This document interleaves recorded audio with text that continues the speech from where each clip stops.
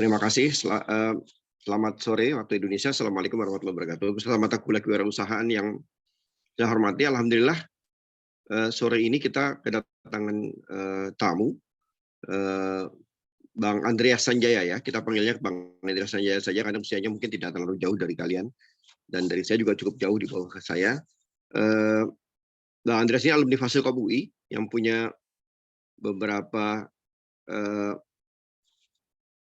inisiatif wirausaha, technopreneurs. Nanti saya belum tahu hari ini apa yang akan Bang Andreas ceritakan ke kalian, tapi tolong sesi ini jangan disia-siakan. Kalian tanya ke Bang Andreas apa saja, termasuk bagaimana caranya ikut kompetisi startupnya Google, ya.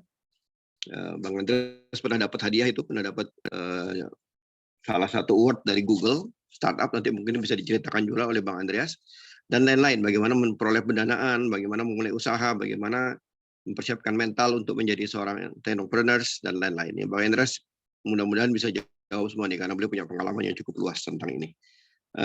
Seperti biasa ini akan saya rekam di cloud, di cloudnya Zoom, nanti setelah selesai kuliah ini saya minta semua peserta kuliah membuat lecture report dan submit ke Mas sebelum jam 9 malam ini ya. Saya nanti akan share hasil rekamannya di link hasil rekamannya di WhatsApp group. Tapi mungkin saya belum tahu ukuran Zoom-nya karena saya belum download begini. Saya berada di daerah yang internetnya tidak menguntungkan nih Bang Andreas. Jadi nanti mohon izin setelah 10 menit gitu saya akan leave, Bang Andreas menjadi host, kemudian setelah selesai minta izin Bang Andreas nanti bisa akhiri sesinya oleh Bang Andreas. Ya, saya sedang dalam perjalanan dan di wilayah yang internetnya tidak begitu bagus ya. Silakan Bang Andreas untuk memperkenalkan diri dan mulai sesinya. Terima kasih banyak Bang Andreas sudah hadir ya, dan mudah-mudahan nanti mahasiswa kewirausahaan ini bisa belajar banyak dari Bang Andreas. Silakan Bang Andreas, saya serahkan sesi kepada Bang Andreas. Silakan Bang. Terima kasih Prof. Muli. Ya, izin saya mulai ya Prof ya. Assalamualaikum warahmatullahi wabarakatuh. Selamat sore teman-teman semua.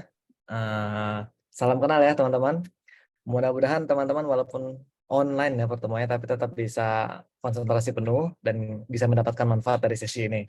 Kalau ada yang bisa on kameranya lebih enak lagi, karena pengennya dibikin sesi interaktif.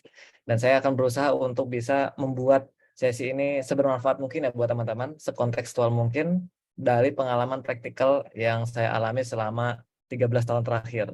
Jadi saya memulai bisnis pertama kali itu pada mungkin seusia teman-teman kali ya. Pada waktu semester 2, semester 3 saya memulai bisnis. PT terbentuk di semester keempat, kemudian berlanjut sampai hari ini. Jadi selama 13 tahun terakhir ini mudah-mudahan banyak insight yang akhirnya nanti bisa teman-teman dapatkan ya pada kesempatan kali ini. Saya akan share materi saya. Tolong kasih kode teman-teman kalau misalnya sudah tertampil nih videonya. Sudah tampil belum? Kelihatan kan teman-teman? Sudah Bang. Sudah ya? Sudah Bang. Sip. Oke. Sebelumnya perkenalkan dulu teman-teman, nama saya Andreas Jaya. Biasa dipanggil dengan panggilan Jai atau Andreas. Aktivitas saat ini di Bader Interactive Group, tepatnya memimpin salah satu unit bisnisnya bernama Bader Studio Indonesia, atau brandnya itu namanya Founder Plus. Itu adalah sebuah inkubator bisnis dan investor ventures. Jadi kita invest di beberapa startup di dunia teknologi, di bidang teknologi maupun digital. Tiket sesi antara 100 juta rupiah sampai 2 miliar rupiah per satu startup. Jadi kita lihat mana startup yang bagus, kemudian kalau yang bagus kita invest dari balance sheet kita sendiri. Kemudian nanti kita akan dampingi sampai akhirnya mereka membesar. Kemudian nanti kita bisa dapat return dari sana. Nah itu kegiatan aktivitas sehari-hari Founder Plus. Bisa teman-teman lihat scouting di IG-nya Founder Plus atau di YouTube dan lain sebagainya. Sekarang ini juga sebagai komisaris di Badan Interaktif dan sebelumnya di Ring Aja Model Nusantara atau brandnya itu namanya iGrow. Ini adalah sebuah startup yang dibangun pada tahun 2014, kemudian diakuisisi oleh Ring Aja. Ring Aja itu anak perusahaannya Telkomsel. Nah, jadi keluarga besarnya Telkomsel Group di sana. Kemudian sebelumnya lagi itu jadi direktur utama di Badan Interaktif. Itu perusahaan yang memang saya inisiasi sejak tahun 2009 tepatnya. Kemudian kita inkorporasi di tahun 2011. Kemudian saya tadi lulusan di Fasilkom. Tanggal nggak terlalu jauh ya dari teman-teman semua. Dan ya pengalaman-pengalaman mungkin banyak di bidang bisnis, di bidang teknologi ya, terutama terkait dengan digital teknologi, pembuatan aplikasi, mobile, web, dan berbagai macam platform-platform yang akhirnya bisa mensinergiskan berbagai macam bidang-bidang yang ada di sana. Nah, saya juga punya beberapa pengalaman berkecimpung di dalam berbagai macam program inkubasi dan akselerator di level internasional. Ini adalah sebuah pengalaman yang menarik ya, karena dulu di Indonesia itu iklim inkubator dan juga iklim akseleratornya masih sangat minim. Tahun 2013 pada waktu saya mulai lulus ya waktu itu sulit sekali mencari venture kapitalis, mencari investor, mencari inkubator ataupun mencari akselerator. Kalau sekarang mungkin sudah cukup banyak ya inkubator atau akselerator yang teman-teman bisa temukan. Misalnya program pemerintah aja, udah ada Indigo, Amuba, kemudian ada NextDev, ada lagi Startup Studio dari Kominfo, 1000 Startup. Nah, ada berbagai macam program-program inkubator dan akselerator. Dari swasta teman-teman bisa ketemukan juga, dari BUMN juga mulai banyak bermunculan inkubator dan akselerator. Nah, ini merupakan sebuah indikator yang bagus untuk sebuah ekosistem wirausaha di Indonesia, terutama wirausaha di bidang startup digital. Karena dengan adanya inkubator dan akselerator ini akan mengakselerasi nih pertumbuhan dari seorang founder startup dalam membangun startupnya sehingga akhirnya mampu untuk memvalidasi bisnis model dengan lebih cepat lagi. Nah, dulu pada waktu saya baru lulus, itu belum ada tuh yang namanya inkubator. Inkubator pertama yang waktu itu saya ikuti itu namanya Founder Institute. Itu adalah inkubator pertama yang didirikan di Indonesia, dibawa dari Silicon Valley. Dia sudah punya beberapa cabang di berbagai macam belahan dunia. Saya ikut di sana. Jadi peserta termuda di antara para manajer-manajer dan direktur-direktur perusahaan besar yang memang masuk ke sana tujuannya adalah untuk pengen belajar apa itu startup dan lain sebagainya.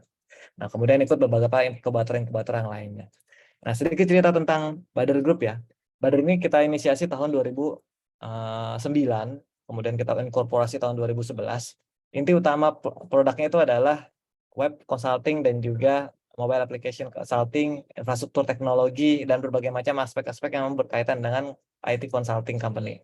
Nah, dari sana akhirnya kita buka berbagai macam cabang ya. Ada Founder Plus, di bawah Founder Plus kita create beberapa startup dan kita invest di beberapa startup. Ada beberapa portofolio yang saya masukkan di sini. Ada beberapa lagi yang kita udah exit, ada beberapa lagi yang saya belum masukkan di sini. Kemudian kita juga punya yayasan namanya Media Kolaborasi Indonesia. Ini yayasan yang bergerak di bidang pemberdayaan masyarakat, di mana kita mensuplai teknologi untuk berbagai macam cause-cause positif. Nah, ada kegiatan untuk pemberdayaan anak-anak yatim, pendidikan gratis untuk menciptakan programmer-programmer andal, digital marketer andal, dan juga beberapa pemberdayaan keluarga di sana. Jadi ada berbagai macam kegiatan-kegiatan yang kita salurkan di sana. Nah, ini Media Kolaborasi Indonesia ini adalah ejawantah dari visinya Badar Interaktif. Visinya Badar Interaktif itu adalah kita pengen menciptakan banyak sekali kebermanfaatan buat masyarakat melalui teknologi. Ini adalah tagline kita ya. Jadi kita punya mimpi nih, dalam satu hari kita bisa menciptakan banyak sekali kebaikan. Kalau di manifesto dalam ukuran jumlah, kita mimpinya itu adalah 10 juta kebaikan setiap hari. Kebaikan setiap hari. Jadi kita pengen punya banyak produk, yang produk itu menciptakan kebaikan, bantuin orang menyelesaikan masalah, dan jumlah orang yang terbantu itu adalah minimal 10 juta orang setiap harinya. Nah, ini yang kita mimpi-mimpikan. Itulah kenapa kita banyak sekali bukan hanya ngumpulin duit ya, tapi juga kita nurtur para calon-calon entrepreneur. Karena ketika kita membina para calon entrepreneur, ngasih investasi kepada mereka, kemudian mereka akhirnya produknya bisa membesar, produknya itu dipakai banyak orang, setiap kali ada orang yang terbantu melalui produk tersebut, otomatis nanti kebaikannya juga akan kembali berpulang kepada kita. Itulah kenapa kita membentuk yang namanya Founder Plus, di mana kita mencoba untuk menularkan, memberikan berbagai macam pelajaran-pelajaran dan juga pendidikan kewirausahaan yang kita telah alami sendiri dalam 13 tahun terakhir, pahit manis, berbagai macam halangan-halangan yang telah kita rasakan sendiri, supaya para founder-founder awalan ini itu nggak terjebak pada kesalahan yang sama. Karena banyak sekali kesalahan-kesalahan yang saya lakukan ya, secara personal maupun secara kelompok, saat di mana kita mulai perjalanan, saat di mana kita dapat investasi, berinteraksi dengan venture kapitalis, berinteraksi dengan partner, berinteraksi dengan customer, berinteraksi dengan karyawan, berinteraksi dengan berbagai macam pihak-pihak yang terkait, itu banyak banget pelajaran-pelajaran berharga yang kita dapatkan. Nah, pelajaran berharga ini nggak bisa tuh didapatkan di bangku kuliah. Nggak bisa didapatkan dari buku aja, nggak bisa didapatkan dari video YouTube aja. Ya, hanya bisa didapatkan ketika kita memang langsung bergelut dengan debu-debu jalanan di lapangan. Teman-teman akan merasakan sendiri berbagai macam tantangannya ketika teman-teman nyemplung. Baru di situ nanti akan ketemu berbagai macam hal-hal yang akhirnya teman-teman belajar sendiri. Belajar dari pengalaman. Cuman belajar dari pengalaman itu memang membekasnya sangat dalam ya, tapi butuh waktu yang lama. Sehingga akan lebih efektif dan efisien kalau misalnya pembelajaran dari pengalaman itu mampu untuk bisa diberikan secara singkat, secara efektif, secara efisien dalam transfer knowledge dan transfer pengalaman dari yang pernah mengalami ke mereka yang nanti akan mengalami. Sehingga ketika nanti mereka menghadapi tantangan sungguhan di lapangan, mereka mampu untuk bisa belajar dari pengalaman orang-orang sebelum mereka. Nah, ini yang akhirnya kita jadikan sebagai salah satu patron ya. Patron dari grup kita. Kita pengen sebanyak-banyaknya memberikan kebaikan dengan cara mendukung support langsung kepada para entrepreneur terbaru yang nanti akhirnya bisa menciptakan produk-produk yang bermanfaat. Dan temanya di bidang teknologi. Ini mata kuliahnya sebenarnya cocok nih ya dengan bidang yang saat ini saya geluti di bidang teknopreneur ya, di bidang teknologi. Karena semua produk-produk yang saat ini kita lakukan itu bergerak di bidang teknologi. Walaupun sekarang banyak ya judul Tech Winter, kemudian lusunya dunia startup, lusunya pendanaan ke dunia startup digital di Indonesia. Cuman saya yakin bahwa teknologi ini adalah vehicle yang paling efektif untuk bisa menciptakan kebaikan. Karena teknologi itu punya faktor pengali, punya faktor skalabilitas yang mempermudah tersebarnya sebuah kebaikan, yang mempermudah solusi untuk bisa tercipta dengan sangat signifikan. Dan itu terbukti di beberapa negara-negara maju, perusahaan-perusahaan teknologi itu sudah merajai industrinya. Kita lihat aja, ini data tahun 2021, udah 2 tahun yang lalu. Kita lihat dari urutan market cap terbesar di perusahaan di US.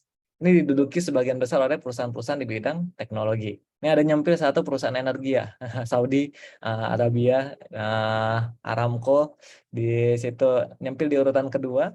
Tapi itu terjadi juga karena aksi korporasi yang membuat valuasinya itu jadi sangat besar dan akhirnya bisa nyalip ke beberapa perusahaan-perusahaan teknologi yang ada di sana. Tapi Apple, Microsoft, Amazon, Facebook, Google, dan lain sebagainya itu masih tetap merajai pasar. Walaupun di Tech Winter kemarin itu valuasi sempat drop. Kayak misalnya Google, Facebook apalagi valuasinya sempat drop, tapi tetap aja sedrop-dropnya mereka masih mempunyai fundamental yang cukup kuat. Kalau teman-teman lihat nih di laporan keuangannya Apple, cash reserve-nya Apple, cadangan kas dan setara cash Apple itu gede banget. Itu lebih besar dibandingkan dengan cadangan devisa negara-negara di Eropa bahkan. Cadangan uang di banknya Apple. Jadi Apple nih kalau misalnya mau sedikit aja ngalokasikan uang cadangan kasnya yang ada di bank, entah dalam bentuk deposito atau dalam bentuk kas yang ada di bank, untuk bikin aja satu negara nih, mengoperasikan satu negara level kecil aja, level kecil dengan penduduk kurang dari 10 juta itu sangat bisa untuk Apple melakukan dengan cash reserve yang saat ini ada. Jadi itu adalah salah satu superpower ya dari perusahaan teknologi di mana dia mampu menciptakan produk yang punya daya skalabilitas yang tinggi. Dan bukan itu aja, teknologi nanti ke depan akan makin memiliki nilai tambah dan juga signifikansi manfaat yang luar biasa. Kalau teman-teman lihat sejarah di US itu 250 tahun yang lalu, jumlah petaninya itu 80% dari tenaga kerja di sana untuk menciptakan produk-produk makanan yang nanti akhirnya bisa memenuhi kebutuhan dalam negeri mereka. Tapi sekarang hanya 2% penduduk US yang bekerja di bidang pertanian. Ini bukan 2% itu bukan cuman orang yang berada di lapangan yang mengoperasikan mesin-mesin pertanian, tapi juga mereka yang ada di kantor, mereka yang ngurusin keuangan perusahaan pertanian itu termasuk dikategorikan dalam 2% ini. Jadi bayangkan ya, dulu 80%, sekarang dengan teknologi itu cuma tinggal 2%. Tapi 2% ini mampu menghasilkan jumlah produksi pertanian yang jauh lebih besar dibandingkan dengan tahun 250 tahun yang lalu. Karena apa? Ada faktor teknologi. Teknologi akhirnya mampu untuk bisa membuat operasional dari sebuah lapangan pertanian yang jumlahnya sangat luas menjadi sangat efisien. Mesin untuk bisa pembibitan, penanaman, penyemaian, panen, pengolahan pasca panen, dan lain sebagainya. Itu sudah sangat biasa di sana. Mereka industrialisasi pertanian. Sehingga cukup dengan SDM yang sedikit aja, itu mampu untuk bisa menciptakan berbagai macam dampak luar biasa. Teknologi juga mampu untuk bisa meningkatkan hajat hidup orang banyak ya. Kalau misalnya saat ini kita mungkin banyak merasa insecure dengan beberapa penyakit, ada teknologi namanya 3D printing yang nanti akan bisa menciptakan sebuah revolusi di bidang industri kesehatan, di dunia kesehatan. Teknologi 3D printing. Sekarang 3D printing itu mampu loh untuk bisa menciptakan organ. Sekarang udah bisa menciptakan organ yang memang belum krusial kayak kuping, hidung itu udah bisa. Tapi ke depan menciptakan organ kayak ginjal, paru-paru, jantung itu bisa dilakukan. Ini bisa saya setel nggak ya videonya? Sebentar. Jadi ini adalah sebuah video di mana saat ini beberapa perusahaan-perusahaan di bidang teknologi itu sudah mampu untuk bisa mengimplementasikan 3D printing di dunia kesehatan. Teman-teman kedengaran nggak suaranya? Chat ya, supaya saya bisa tahu, dapat feedback apakah suaranya terdengar.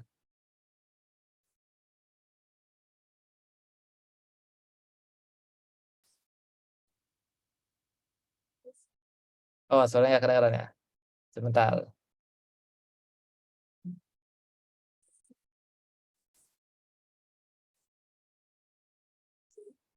Making scalable tissues sekarang that gimana? could one Saya day be sudah share implanted komputer into screen-nya. humans. Oke, terima kasih Ben.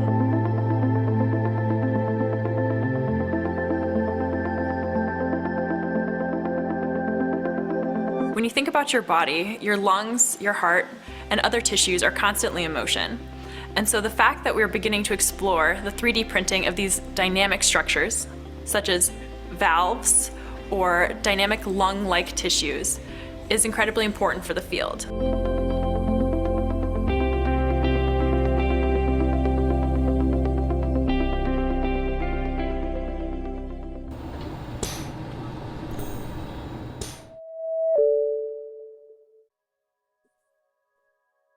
Nah, itu salah satu contoh ya. Nah, salah satu contoh. Ini videonya udah cukup lama ya. Ada di YouTube. Teman-teman bisa cari video yang lebih baru tentang 3D printing di bidang kesehatan. Itu udah makin maju.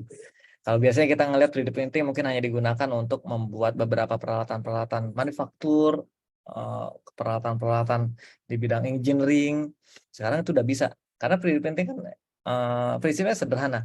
Dia menciptakan sebuah benda yang sesuai dengan desain yang kita buat di dalam komputer kita dengan mempergunakan bahan cairan. Cairan itu bisa apapun, bisa bahan padat, bisa bahan cair banget, kemudian bisa bentuk apapun, termasuk dengan sel itu pun mampu untuk bisa menjadi bahan baku untuk 3D printing. Nah, bayangkan kalau misalnya nih teknologi ini makin mature ya, kemudian kita tuh bisa aja gini ganti organ kita seperti kita ganti suku cadang di mobil atau motor. Jadi jantung nih, bilang misalnya sakit, diganti nih tukar sama jantung yang memang kita pesan order sesuai dengan karakteristik genom, DNA, dan karakteristik organ kita. Nah itu bisa dipesan kayak gitu. Kalau sekarang nih teman-teman coba search genome sequencing. Nah itu udah selesai dari kapan tahu tuh. Memetakan genom DNA dari manusia. Semua sudah lengkap mampu dipetakan dengan menggunakan teknologi. Jadi itu udah mampu menjadi dasar untuk bisa menciptakan sebuah organ atau untuk bisa menciptakan berbagai macam terobosan-terobosan yang mungkin di luar ini kita, imajinasi kita saat ini, termasuk menciptakan individu, organisme, walaupun itu pasti akan ada banyak kontroversi yang ada di dalamnya. Itu salah satu contoh nih ya. Kalau misalnya hal ini bisa terjadi, maka orang sakit itu nanti akan bisa disembuhkan dengan lebih cepat, lebih efektif. Kemudian harapan hidup orang itu nanti akan lebih panjang dibandingkan dengan sebelum-sebelumnya. Kalau 3D printing di bidang konstruksi, teman-teman mungkin sudah pada lihat ya. Bisa bikin rumah nih saat ini 3D printing. Ini salah satu contoh bangunan terbesar yang dibuat dari 3D printing di Eropa. Ini sudah mampu nih 3D printing untuk bisa membuat bangunan-bangunan seperti ini. Dan kita saat ini sudah memasuki ya era artificial intelligence. Teman-teman mungkin sudah biasa banget untuk memakai ChatGPT atau dari Google Bard ya, atau Bing Chat yang dimotori oleh OpenAI, atau berbagai macam platform AI generatif yang lainnya. Nah, itu adalah salah satu contoh produk turunan dari artificial intelligence. Ini nanti akan semakin merajai pasar. Ini nanti akan membantu kebutuhan kita. Saat ini teman-teman disuruh nih bikin tulisan. Ada tugas karya tulis, tugas bikin artikel, tugas bikin esai. Yang mungkin teman-teman lakukan adalah tanya ke ChatGPT, berikan contoh atau simulasikan atau suggest title atau topik tentang bidang ini. ChatGPT nanti akan memberikan jawabannya. Bikin outline untuk title atau topik tersebut, dia akan bikinkan outline-nya. Dari outline-nya teman-teman, kemudian teman-teman kembangkan jadi paragraf lengkap, dia akan bikinkan paragraf lengkapnya. Teman-teman nggak mau kena plagiarism, teman-teman parafrase, bisa di parafrase. Udah banyak sekarang teknik-teknik yang akhirnya mampu untuk bisa membuat teman-teman tuh lebih cepat dan lebih mudah di dalam mempergunakan generatif AI untuk dunia akademis ya. Nah ini kalau misalnya nggak pinter-pinter, dosennya atau akademiknya, mungkin nanti akan kesulitan untuk membedakan mana karya yang memang benar-benar diproduksi oleh mahasiswa dan mana karya-karya yang memang diproduksi oleh AI. Akhirnya beberapa dosen nih, bahkan di kampus-kampus ternama yang memang sangat fasih terhadap teknologi ya, itu menggunakan kembali model ujian on paper di kelas. Saya lagi ambil S2 di SBM ITB ya. Ada beberapa dosen yang memang kekinian, terus habis itu dia mempergunakan paper dan juga ujian di kelas supaya anak-anaknya tuh memang bisa kelihatan mana yang benar-benar ngerti pelajaran, mana yang mampu dan mengaktualisasikan ilmu yang telah dipelajari, mana yang memang enggak. Walaupun enggak semua, masih sebagian kecil yang modelnya kayak begitu. Nah, itu kan ada salah satu contoh revolusi di dalam dunia pendidikan yang nanti mungkin akan mendisrupt berbagai macam industri. Nih di gambar samping ini ada truk.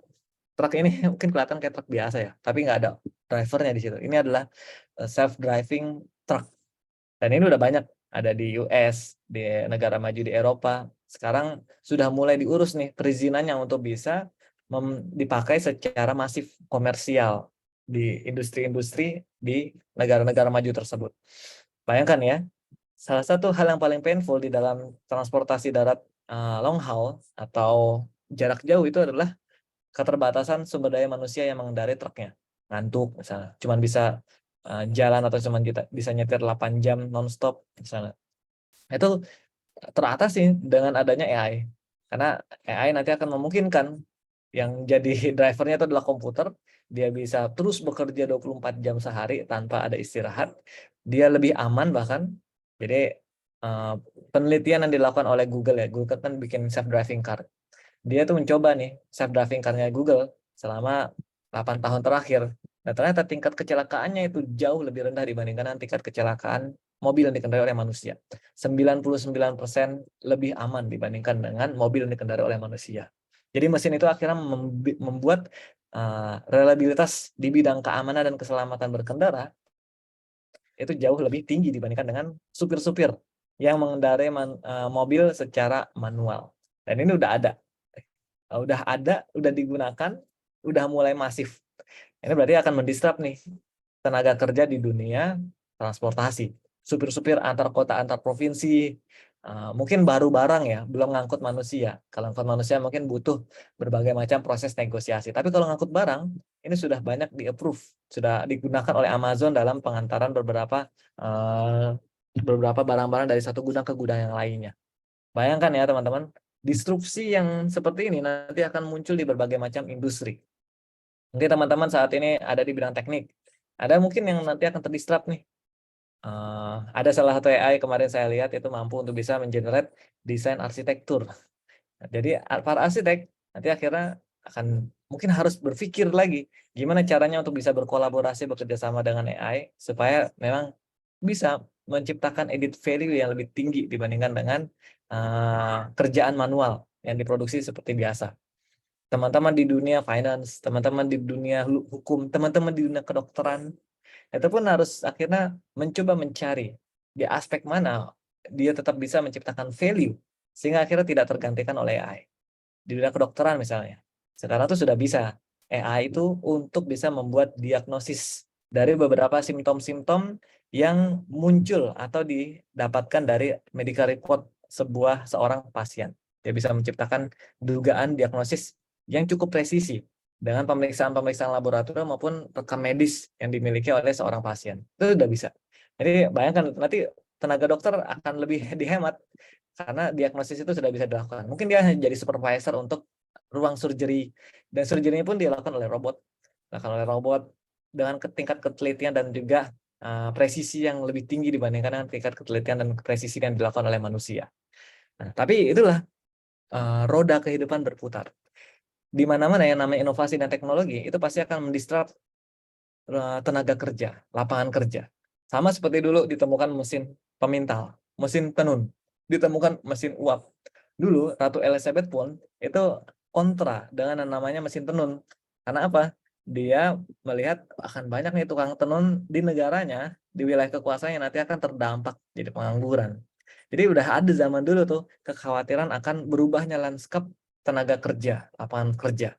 Tinggal bagaimana kita nih mampu untuk segera menciptakan dan menemukan value added baru. Karena pasti dengan munculnya teknologi baru akan menggantikan tenaga kerja yang lama, tapi juga akan menciptakan kesempatan-kesempatan baru. Cuman yang perlu untuk kita khawatirkan dan kita jadikan concern bersama adalah bagaimana nih teman-teman, saudara-saudara, bapak-bapak, abang-abang kita yang sulit untuk mempelajari keahlian baru yang relevan di dalam perkembangan zaman. Kita mungkin belum sepenuhnya ya fasih dalam mempergunakan marketplace yang saat ini sudah banyak dipakai oleh para pedagang-pedagang online. Belum fasih menggunakan marketplace, sudah harus berhadapan dengan AI, ChatGPT dan lain sebagainya. Berhadapan dengan robot, berhadapan dengan artificial intelligence. Tentu ini adalah tantangan. Seberapa cepat kita mampu beradaptasi untuk menciptakan keahlian baru sehingga kita tetap bisa memberikan value. Nah, teman-teman bisa lihat nih, pedagang-pedagang yang memang memanfaatkan hanya dari jalur offline, terutama di komplek-komplek pertokoan, yang barang-barangnya itu saat ini lebih nyaman dan lebih mudah didapatkan secara online, itu sepinya minta ampun. Tanah Abang misalnya, atau Glodok, Mangga 2, tempat-tempat pembelian elektronik, Roxy, handphone misalnya. Nah itu sekarang sepi banget. Mereka akhirnya para pedagangnya itu berstrategi jualan online. Jadi mereka akhirnya jualan online, terpaksa harus transformasi bisnis model mereka dari jualan retail, jualan grosir offline menjadi online. Atau mereka yang memang nggak bisa adaptasi ke online, akhirnya mereka pindah dari jualan di Glodok, dari jualan di Mangga 2, jadi jualan di daerah-daerah pinggiran Jakarta, pinggiran area Jabodetabek, di mana masyarakat di wilayah tersebut itu masih belum banyak yang terbiasa belanja online. Jadi akhirnya mereka beradaptasi sendiri. Nah, inilah kemampuan manusia beradaptasi. Yang perlu untuk bisa kita bantu itu adalah mempercepat proses adaptasi ini dan membantu mereka yang belum mampu beradaptasi. Jangan sampai kita mentantang kaum terdidik, akhirnya acuh tak acuh aja, oh biarin aja mereka kehilangan pekerjaan. Saya kan udah dapat pekerjaan baru nih, saya udah bisa compete, saya sudah bisa adaptif terhadap perkembangan terbaru, akhirnya menciptakan kesenjangan yang makin tinggi di Indonesia ini. Nah ini yang jadi PR kita. Jadi kita bukan hanya jadi kaum intelektual yang mampu untuk beradaptasi, tapi juga kaum intelektual yang concern terhadap fenomena sosial yang mungkin akan berdampak kepada cukup banyak orang di luar sana. Nah, kenapa saya sampaikan ini nih? Apa kaitannya dengan bisnis? Karena mungkin teman-teman semua nanti di sini yang nanti akan menjadi pelaku menciptakan teknologi-teknologi yang mungkin akan mendisrupsi pasar, yang mendisrupsi lapangan pekerjaan, yang mendisrupsi bagaimana fenomena sosial berada di sekitar kita saat ini. Dan ketika teman-teman menjadi pelaku, akan lebih bagus kalau teman-teman punya value untuk membantu mereka yang tidak mampu beradaptasi dengan cepat. Supaya bukan hanya memanfaatkan keuntungan yang didapatkan, tapi juga memitigasi risiko-risiko negatif yang nanti teman-teman akan miliki ketika teman-teman mengimplementasikan teknologi yang dapat mengubah tatanan sosial di masyarakat kita. Nah, ini jadi sebuah PR ya untuk kita kaum intelektual. Ini contoh nih ya, dampak-dampak teknologi. Dari ini aja kita udah melihat bahwa ini teknologi bukan hanya menjadi dalam tanda kutip ya, championnya di dalam era bisnis saat ini, tapi juga akan terus jadi champion di beberapa waktu yang akan datang. Entah sampai kapan atau apalagi nanti akan muncul, tapi kayaknya akan tetap berkaitan dengan teknologi. Teknologi yang berada di bidang kesehatan, biologi, teknologi yang bergerak di bidang food, di bidang makanan, teknologi yang bergerak di bidang industri, di bidang keamanan, semuanya nanti akan ada ke sana. Tinggal gimana cara kita mampu untuk berinovasi terus, sehingga akhirnya mampu untuk bisa menciptakan nilai tambah. Nah, sebelum saya lanjut, sampai di sini saya ingin minta pandangan teman-teman ya terhadap AI. AI, perkembangan teknologi terkini, seperti apa? Nanti yang menyampaikan pandangannya, saya notes namanya nanti saya sampaikan ke Prof. Muli. Ini Prof yang aktif di kelas. Ayo teman-teman, silakan. Saya minta pandangan nih tentang AI, generatif AI, atau pengalaman teman-teman mempergunakan AI, mempergunakan ChatGPT, boleh juga di-share. Triggernya adalah seberapa disruptif sih AI ini nanti ke dalam industri atau ke dalam dunia kerja atau ke dalam bidang bisnis.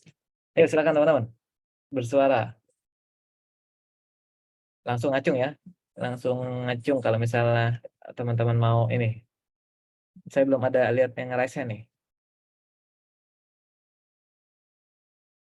Bagaimana pandangan teman-teman terhadap AI di dalam industri, di dalam dunia bisnis, di dalam ketersediaan lapangan pekerjaan, di dalam pendidikan, area yang teman-teman saat ini berada?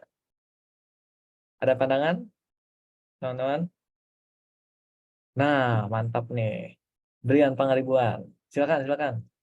Ya, halo Mas. Halo, halo. Jadi pandangan saya kalau soal AI, terutama di industri seni ya Mas, itu agak berbahaya sih Mas kalau buat training datanya itu memakai seni-seni yang karya seni yang ada di internet yang harusnya itu ada royalti bagi senimannya, tapi enggak kan gitu. Karena kebanyakan dari yang kemarin kan kayak di ArtStation itu tuh banyak banget kan yang asal save image terus nanti di training datanya dari situ, padahal itu ada copyright-nya gitu sih Mas. Jadi yang Siap, siap, siap. berbahaya sih itunya sih Mas kalau menyalahgunakan copyright infringement-nya itu. Sip, sip, sip. Terima kasih, Brian. Brian atau Brian nih panggilnya? Brian. Brian Mas. Brian. Terima kasih, Brian, pandangannya. Iya, betul sekali tuh.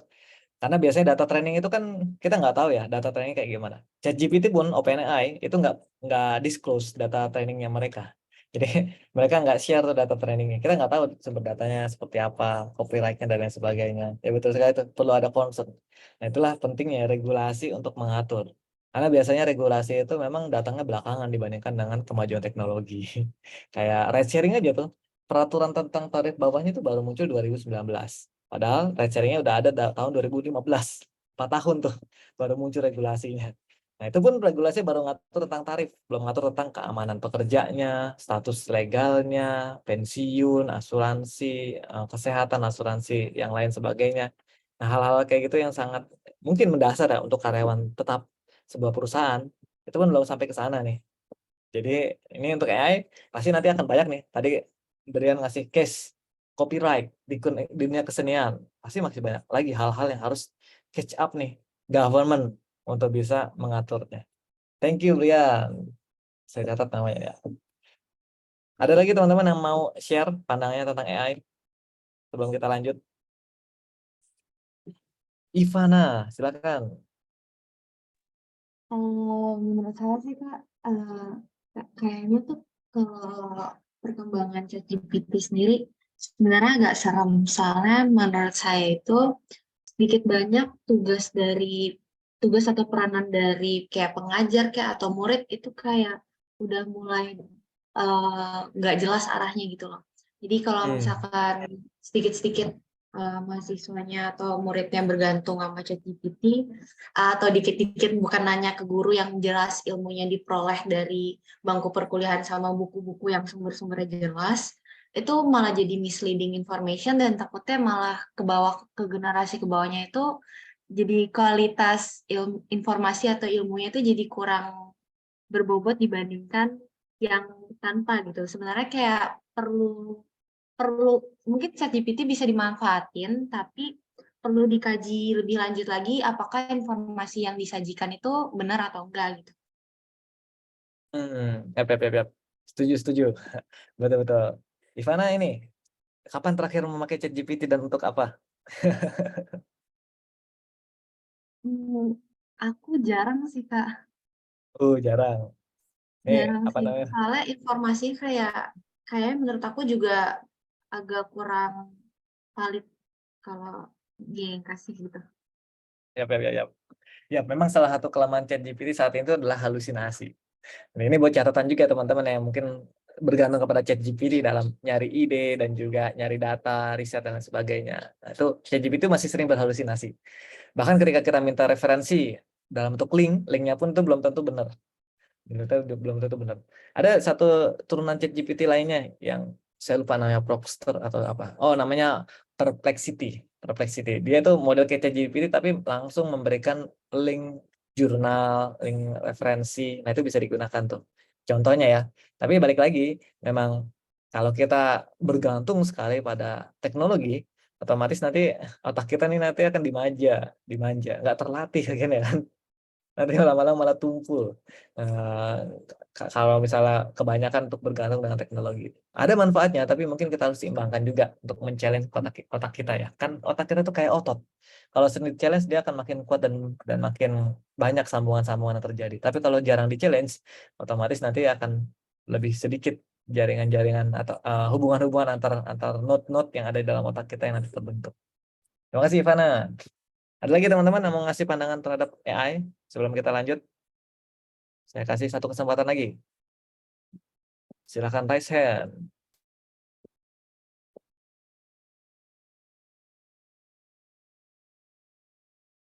Ada?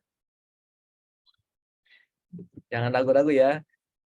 Saya ekspektasikan teman-teman untuk interaksi intens nih. Apalagi nanti ketika kita masuk ke dalam materi diskusi. Oh, Mas Irfan. Silakan Mas Irfan.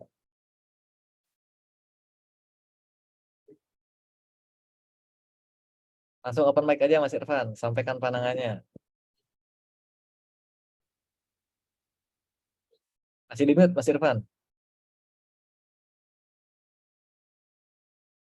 Irfan Fahrianto namanya ya.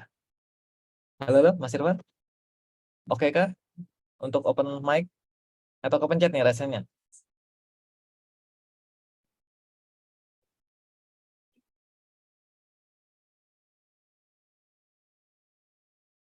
Coba saya ask to unmute ya. Mas Irfan tinggal ini.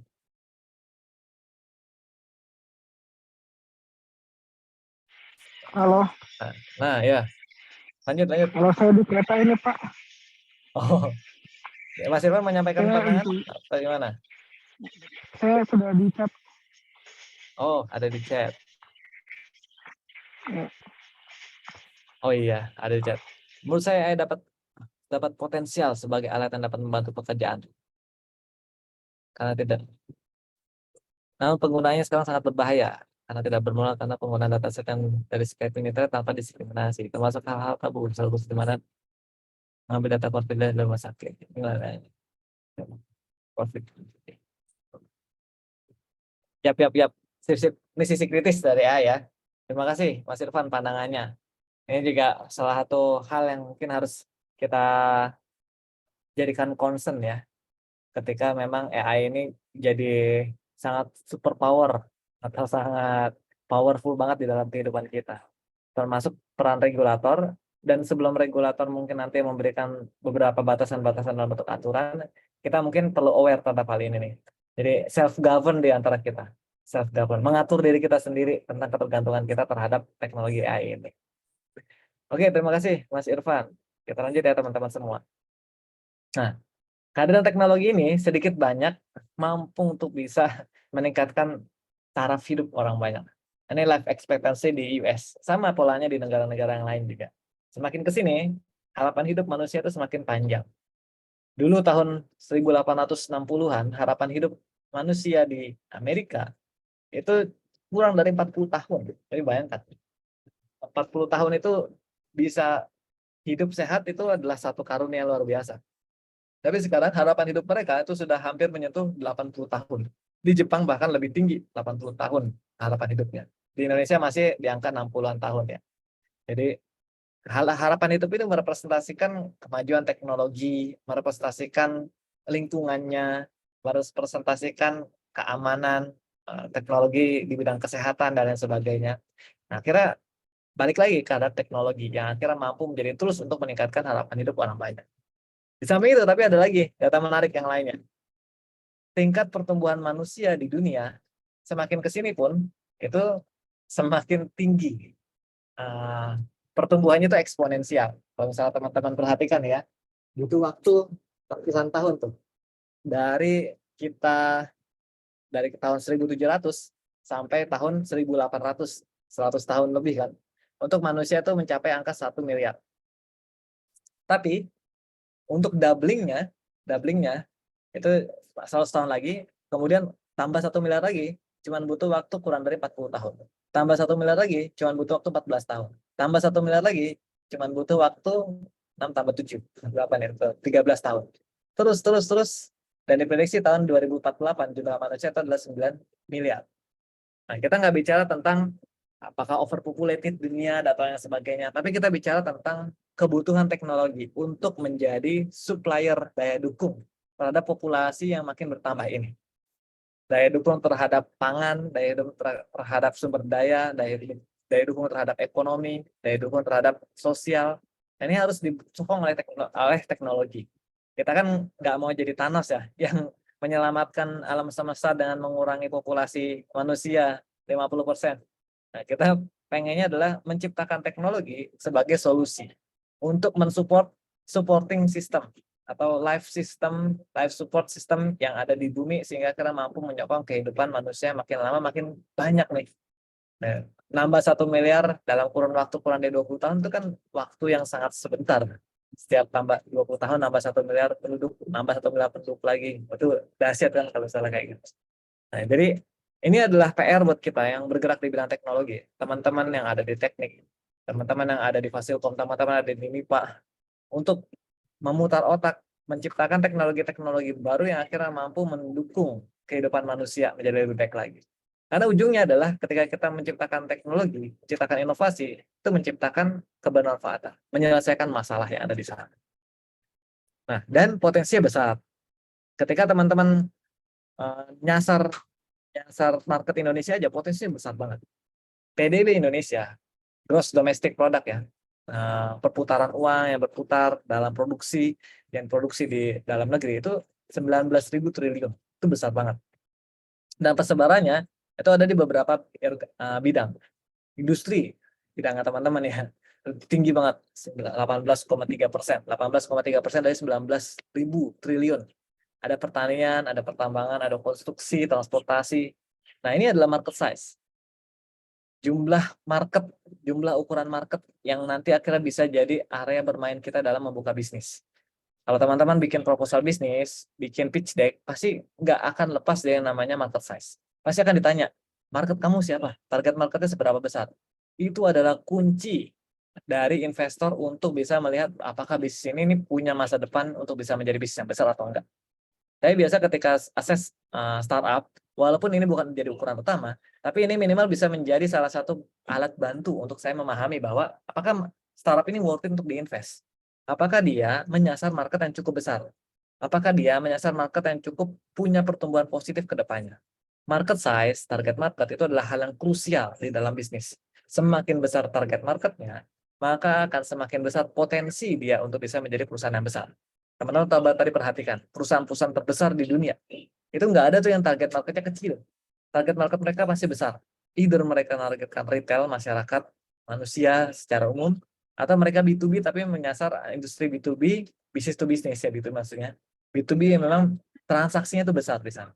B2B di bidang keuangan, perbankan, B2B di bidang pertambangan, itu kan gede-gede banget uangnya. Jadi ketika teman-teman pengen bikin bisnis, salah satu hal pertama yang perlu teman-teman pilih itu adalah memilih market yang cukup besar. Selain besar, teman-teman harus pilih juga market yang bertumbuh. Jangan sampai teman-teman milih market yang shrinking. Market yang makin lama tuh makin ditinggalkan dan makin berkurang.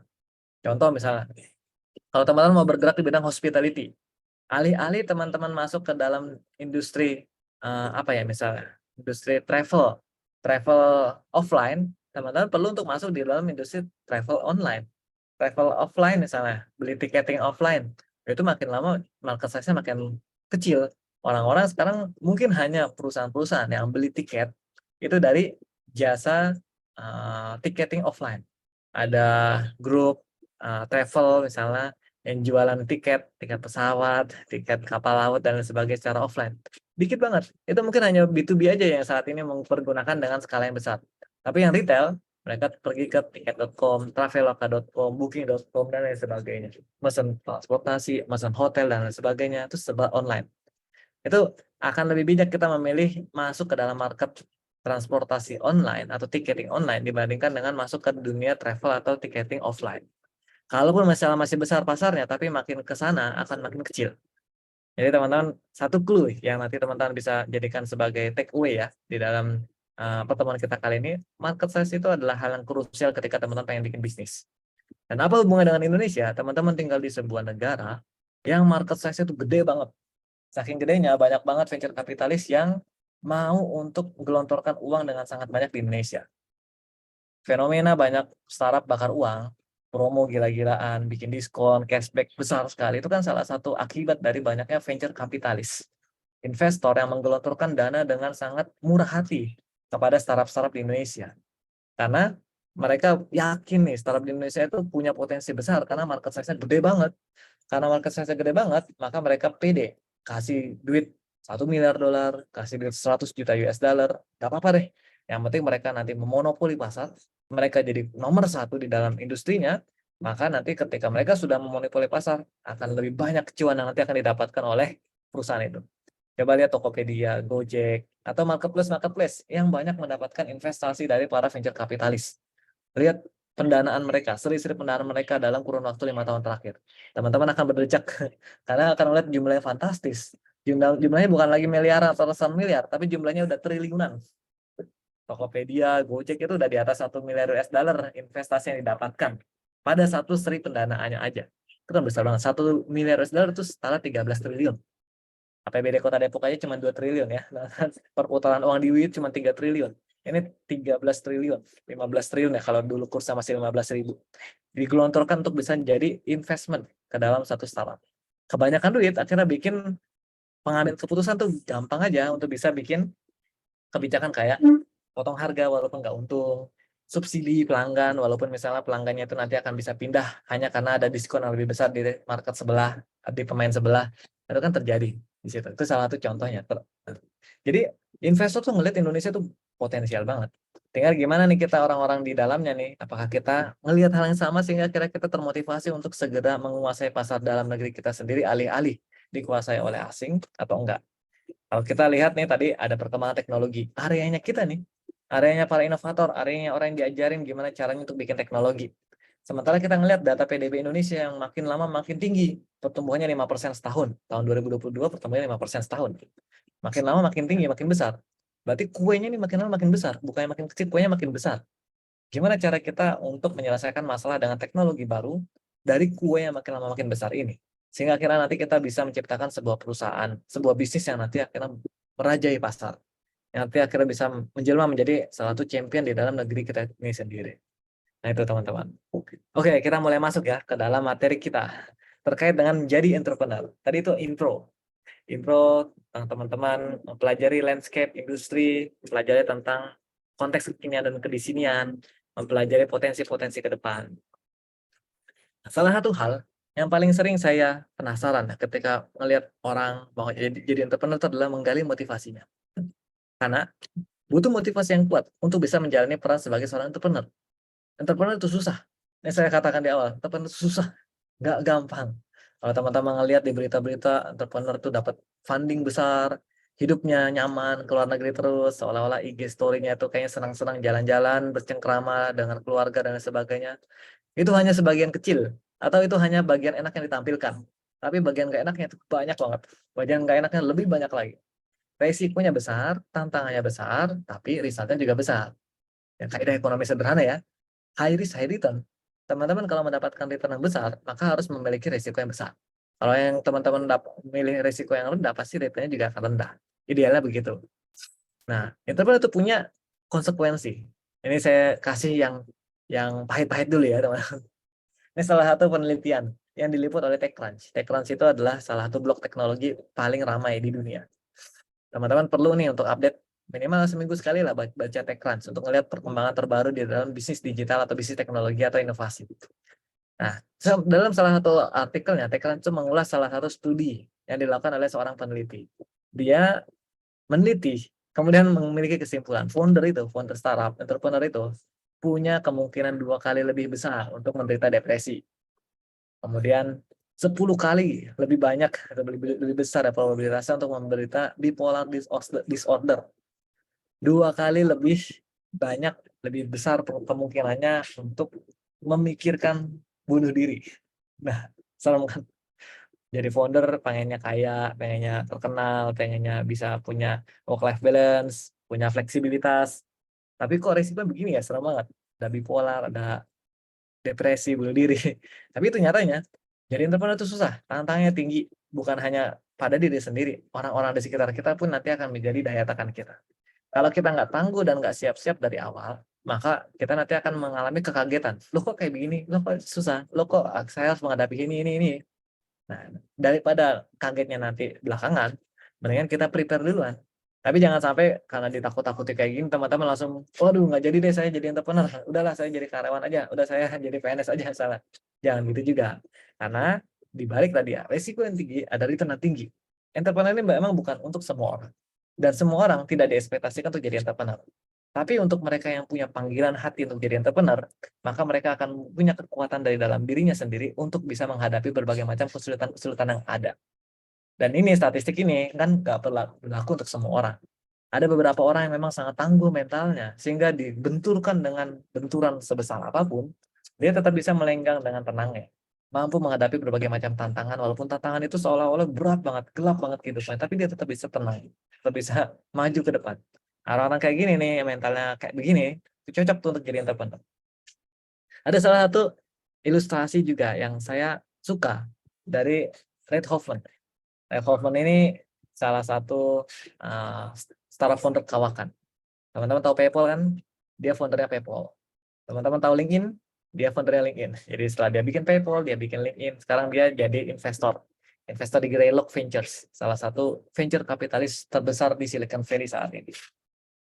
Dia tuh bikin ilustrasi bahwa jadi entrepreneur itu seperti kita bikin pesawat di dalam perjalanan kita terjun dari sebuah tebing.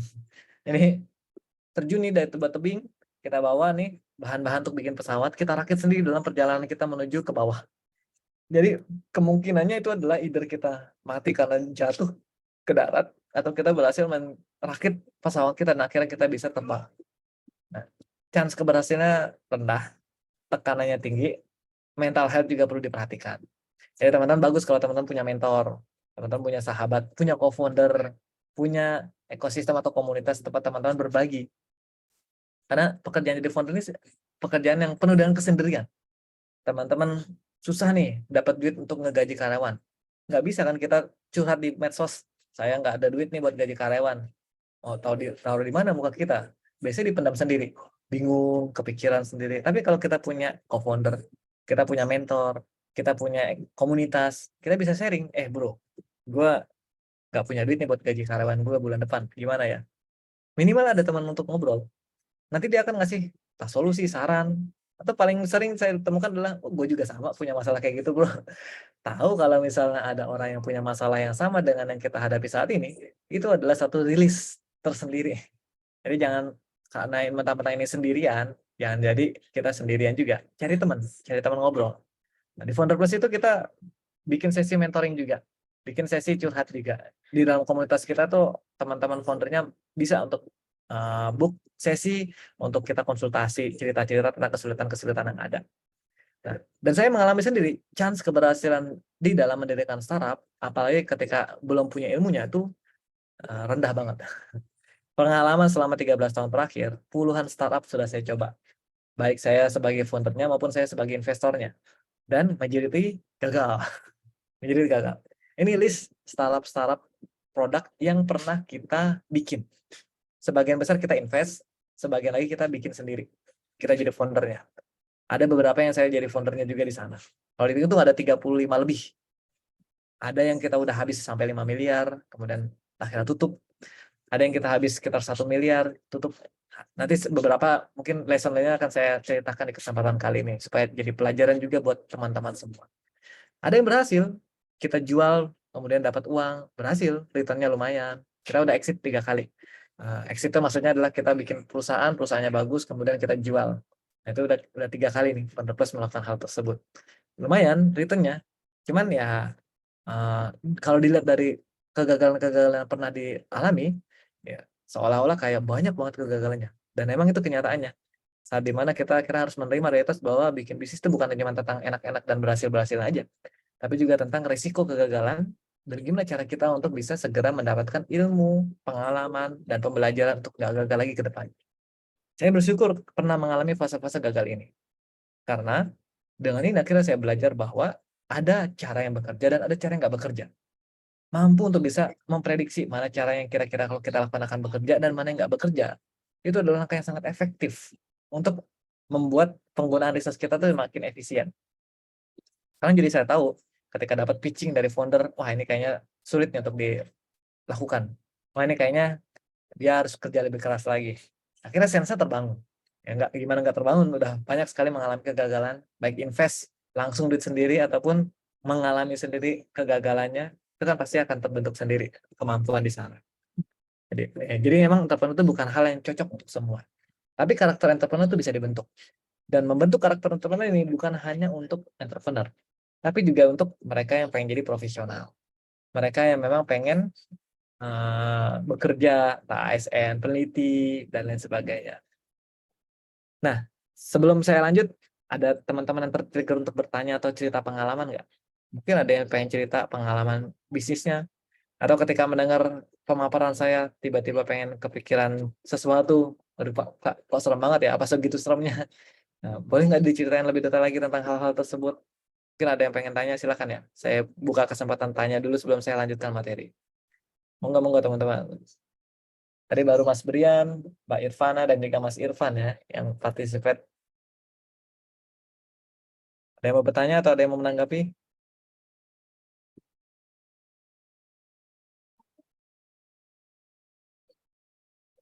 Langsung raise hand. Mas Radit, silakan Mas Radit. Ya, Kak, Bang, saya sebenarnya mau nanya aja, Bang. Yap. Tadi kan Bang Jay kan cerita ada sempat startupnya gagal tuh, awalnya modalnya 1 miliar gitu kan. Itu awalnya kenapa bisa seyakin itu buat ngasih modal 1 miliar, tapi ternyata malah gagal. Awal itu kok bisa yakin itu, Bang? Yap. Terima kasih Mas Radit pertanyaannya. Kenapa bisa yakin ya? Nah, salah satu hal yang biasanya menjangkiti para entrepreneur, terutama entrepreneur yang memang berasal dari kalangan kayak kita nih ya, kalangan yang technical, engineering, sangat menitik beratkan ke orientasi ke produk yang tinggi, itu adalah delusi terhadap inovasi, ide, dan juga karya kita. Kita kan senang ya kalau misal bikin produk, apalagi produk yang baru, inovasinya belum dimiliki oleh banyak orang, dan merasa bahwa seolah-olah produk tersebut ketika kita bikin, nanti orang akan datang sendiri, orang akan beli sendiri. Nah, saya langsung nih masuk ke salah satu contohnya. Ini salah satu startup yang kita danai 1 miliar, tapi akhirnya gagal. Namanya Ojex, On Demand Job Exchange. Ini startup yang kita bangun tahun 2013. 2013, belum ada tuh yang namanya On Demand Job Sharing, On Demand Transportation. On Demand Transportation kayak Grab, Gojek itu belum ada. Gojek itu baru ada tahun 2015 aplikasinya. Kalau layanan offline-nya tukang ojek di booking lewat SMS itu udah ada dari 2011. Cuman aplikasinya baru 2015. Kita udah bikin aplikasi on demand transportation tahun 2013. Kita invest di situ 1 miliar. Timnya 18 orang, langsung kita deploy, bikin aplikasi langsung di 3 platform, Android, BlackBerry, Apple. Jadi 3 platform. 2013 itu masih ada BlackBerry ya, masih rame. Sekarang mungkin teman-teman nggak kenal BlackBerry itu apa, tapi dulu tuh rame BlackBerry. Kita bikin di 3 platform. 18 orang, bayangkan 18 orang kalau gaji satu orang itu 5 juta. Enggak lah, 6 juta lah. Misalnya programmer mungkin agak susah digaji 6 juta, 5 juta ya. Dulu 6 juta masih lumayan lah. 6 juta sebulan kali 18. Kan lumayan tuh ya angkanya. Hampir 100 juta sendiri dalam 1 bulan. Itu baru SDM. Belum biaya server, biaya operasional yang lain, HPP, dan lain sebagainya. 1 miliar itu mungkin cukup cuma 1 tahun. Untuk bisa dari pengembangan sampai akhirnya deployment. Nah, apa yang bikin kita itu gagal? Yang bikin kita itu gagal adalah pendekatan yang sangat product oriented tanpa melakukan validasi customer atau validasi pasar yang bagus. Jadi kita dulu sangat mendewakan asumsi kita. Ini kurang ilmu juga. Makanya mudah-mudahan teman-teman ketika dengar cerita ini akhirnya nanti bisa berkaca dan merefleksikan cara yang paling efektif ketika pengen bikin bisnis ya.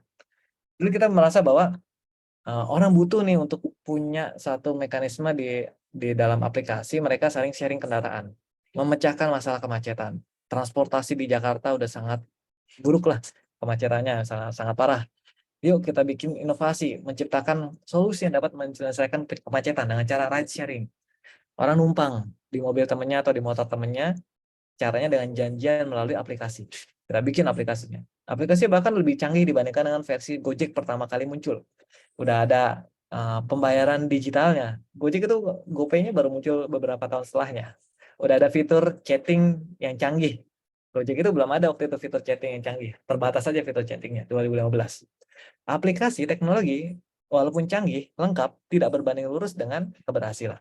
Karena ada banyak faktor yang selain teknologi atau produk itu sendiri yang mempengaruhi apakah bisa berhasil atau enggak. Salah satunya adalah timing, momentum.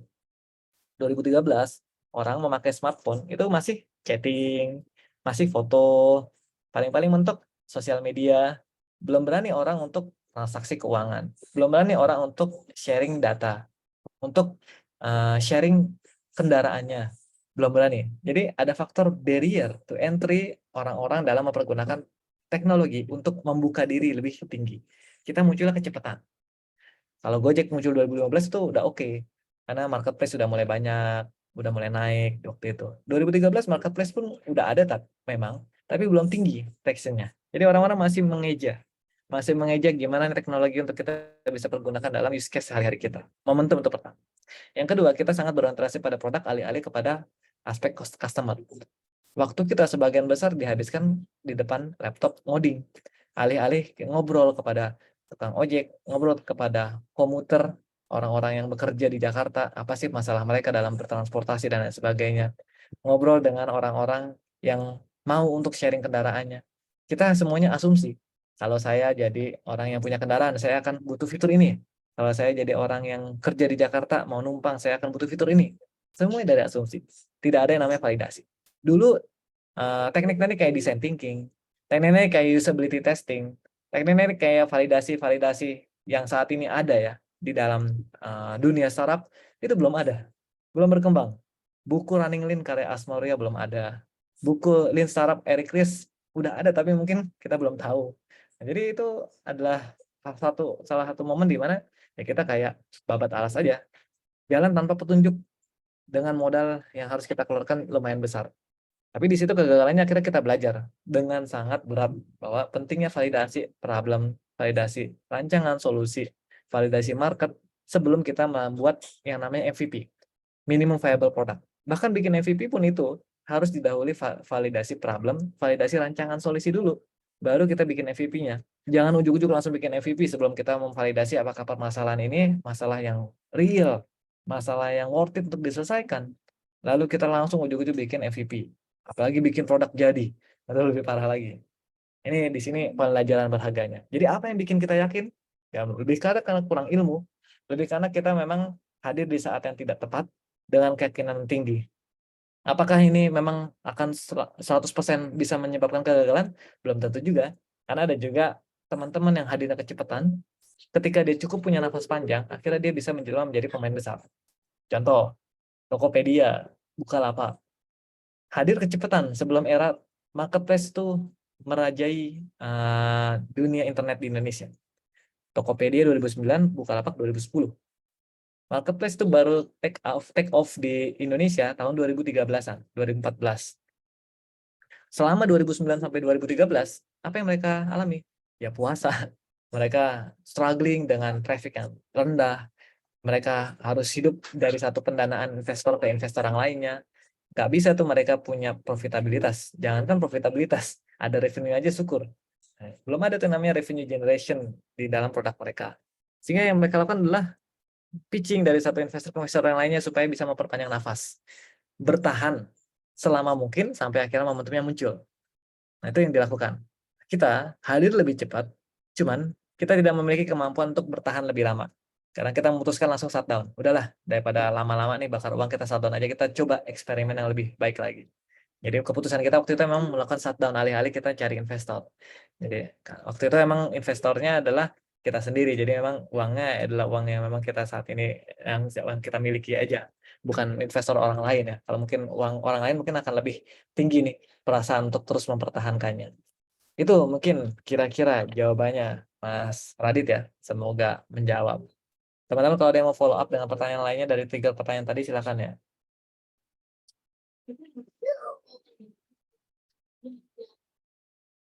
Lagi yang mau tanya sebelum saya lanjut? Saya Mbak Oh, siapa nih? Omar, Pak. Omar, Muhammad Omar Mukhtar Iya. ya. Silakan Mas Omar. Saya sebenarnya tadi dengan Pak yang soal kebanyakan startup tuh yang orientasinya ke produk-produk terus gitu. Sebenarnya tuh banyak sih Pak, usaha saya kan sedang menuju juga di perusahaan yang enterprise gitu. Dan itu memang karena mereka itu dalam apa ya, dalam proses kerja mereka tuh lebih kayak ke udah pokoknya bikin produknya dulu aja, bikin produk dulu aja. Nanti kan kita aja, jadi kita bisa ngerubah gitu, bisa ngerubah misalkan nggak kepake nanti kita bisa ubah lagi gitu. Pokoknya mereka deploy terus aja gitu. Terus mereka tuh bikin MVP juga asal gitu. Atau minum viable produknya juga asal. Dan itu yang ngebuat produk yang ada di perusahaan ini itu tuh apa ya, lebih cenderung banyak produknya tapi kebanyakan juga tidak terpakai gitu. Ya, oke. Terus Jadi, Omar, silakan. Nah, apa lagi ya? Sebenarnya banyak juga sih yang apa ya, yang kayak gitu sih produknya. Maksudnya kenapa sih orang-orang yang tim bisnisnya itu nggak ngeliat pasar dulu? Kenapa sih mereka punya urgensi apa sih mengenai pembuatan produk ini? Kenapa sih asal dibuat? Dan kenapa sih dari tim pengembangannya itu nggak sebetul itu gitu loh buat nanyain ini tuh kenapa produk ini tuh dibuat gitu loh. Target tuh kemana? Fungsinya tuh buat apa gitu. Maksudnya dari tim bisnis dan dari tim pengembangannya sih kayak kurang apa ya? Ya main asal ngembangin aja lah dengan apa ya, dengan alasan untuk memenuhi OKR atau KPI dari KPI individu dari atau OKR individunya gitu sih. Kebanyakan seperti itu. ya PB. Gitu sih, Pak. Sip. Menarik Mas Omar. Terima kasih sharingnya nih ya. Iya, betul. Itu memang kalau misalnya Mas Omar bisa ngasih masukan ke teman-teman di sana, mungkin bisa tuh lebih banyak ngobrol sama customer-nya. Apa sih yang mereka butuhkan. Sebelum bikin fitur, melakukan usability testing misalnya. Usability testing kan sebenarnya cuma modal clickable mockup. Mockup yang bisa diklik dari satu tempat ke tempat yang lainnya dengan mempergunakan Figma atau prototyping software yang lainnya kan itu cukup untuk bisa membuat usability testing. Ngelihat apakah mereka kebingungan, memvalidasi apakah mereka mau bayar. Ini juga nih penting nih, apakah mereka mau bayar. Kadang-kadang kita nih orang produk bikin produk, terus habis itu orang mungkin pakai suka, tapi belum tentu mereka mau bayar. Kalau mereka nggak mau bayar, itu namanya bukan bisnis, tapi namanya hobi atau ya charity ya gitu. Namanya bisnis kan kita ngasih value-nya cukup besar, dan besarnya value yang kita berikan itu mampu untuk bisa membuat orang rela mengorbankan resource mereka untuk memakai produk kita. Logika sederhananya kayak gitu. Bisnis itu kan menciptakan value. Sedemikian sehingga value cukup besar agar orang itu mau menukar sumber daya yang mereka miliki untuk mendapatkan value yang kita ciptakan. Nah, ujungnya kayak gitu. Walaupun dulu mungkin cukup banyak ya beberapa startup yang memang yaudah nggak usah pikirin orang mau beli atau enggak, yang penting kita akuisisi sebanyak-banyaknya market. Tapi pada ujungnya kayak sekarang nih kondisinya, akhirnya muncul proses menuju ke titik kesetimbangan. Teman-teman belanja di Tokopedia, di Shopee nggak gratis lagi kan sekarang. Bayar uang admin Rp2.000. Teman-teman pakai Gojek, pakai Grab, itu nggak ada lagi tuh promo-promo yang spektakuler. Tinggal bayar 1.000, 2.000, 3.000 kayak zaman dahulu. Jadi sekarang minimal 15.000, 12.000 itu minimal. Sama kayak kita pakai ojek pangkalan akhirnya kan. Jadi semuanya akan kembali ke titik kesetimbangan. Sesuatu yang memang sulit untuk diterima logika, karena mungkin too good to be true, itu pasti nggak akan bertahan lama. Kalaupun bertahan, mungkin akan ada pihak yang dikorbankan, dan pihak dikorbankan itu adalah equity holdernya, investornya. Nah, kalau teman-teman lihat nih laporan keuangannya Gotoh, kan perusahaan terbuka ya, teman-teman bisa akses secara transparan laporan keuangannya. Itu aset terbesar Gotoh ya, ekuitas yang didapatkan dari IPO, didapatkan dari pemegang saham yang invest duitnya. Aset terbesarnya bukan dalam bentuk aset uang kas atau setara kas, bukan dalam bentuk aset inventory, bukan dalam bentuk gudang, atau bukan dalam bentuk produk-produk yang lainnya, tapi aset terbesarnya dalam bentuk tadi equity yang mereka miliki di sana. Jadi datangnya dari equity aset terbesarnya. Nah, itu yang memang jadi salah satu catatan ya buat kita. Jadi teman-teman kalau misalnya nanti mau bikin usaha sendiri, perhatikan baik-baik apakah produk yang kita mau bikin itu sudah memang fit dengan pasar. Minimal lakukan dulu lah usability testing, validasi problem, validasi rancangan solusi, sampai akhirnya kita udah dapat jawaban bahwa oh saya butuh ini, customer kita bilang oh saya butuh ini, saya mau bayar, bahkan dia mau pre-order, itulah saat dimana kita merasa makin pede untuk mengembangkan ke tahapan lebih lanjut, bikin MVP atau semacamnya. Terima kasih Mas Ahmad. Kita lanjut ya teman-teman. Jadi, nah salah satu hal yang bisa bikin grup kita itu cukup lekang ya, udah 13 tahun nih. Kalau saya berkaca dengan teman-teman saya yang bikin bisnis di angkatan yang sama atau angkatan di atas saya, itu banyak yang berguguran di tahun ketiga, tahun keempat, tahun kelima. Salah satu yang bikin lekang itu adalah kekokohan tim. Co-founding tim yang memang kuat, kokoh, dan memang kompak. Jadi co-founding tim kita tuh berempat, tadinya berlima, sekarang berempat. Dari awal sampai akhir itu masih sama komposisinya. Tidak ada konflik yang sangat berarti yang kita rasakan, dan semuanya punya visi yang sama. Di co-foundernya Badar itu ada 4 orang ini nih. Semuanya orang Fasilkom. Ya, Fakultas Ilmu Komputer, muka-muka anak-anak Fasilkom semua ya. Orang-orang teknis, dulu nggak belajar keuangan, dulu nggak belajar bisnis, baru belajar bisnis dan keuangan itu pada waktu kita jalan terjun ke dunia startup ini. Nah, tapi yang bikin akhirnya kita mampu untuk kokoh itu adalah visi yang sama. Semuanya ini punya visi yang sama, yaitu kita sama-sama pengen bikin kebaikan yang banyak dengan mempergunakan teknologi. Pokoknya teknologi itu adalah sarana untuk bisa memberikan kebaikan sebesar-besar. Dan untuk bisa memberikan kebaikan sebesar-besar, kita harus matang secara finansial. Kita harus kuat secara finansial. Profitabilitas perusahaan harus sehat. Ketika kita lihat profitabilitasnya, jangan langsung serakah, langsung memperkaya diri. Sangat bisa nih, co-founder Badar untuk dapat dividen miliaran rupiah per tahun. Nggak bisa. Ada satu waktu kita tuh pernah profit puluhan miliar, tapi kita lakukan enggak, kita nggak ngambil dividen. Sampai share pun kita lakukan adalah balikin lagi ke perusahaan. Jadi apa? Jadi pengembangan perusahaan. Jadi sumbangan ke yayasan kita. Jadi modal yang nanti kan kita investasikan ke startup-startup baru yang kita ingin bina. Karena kita masih muda, rata-rata founder di sini kan umur 30-an awal ya.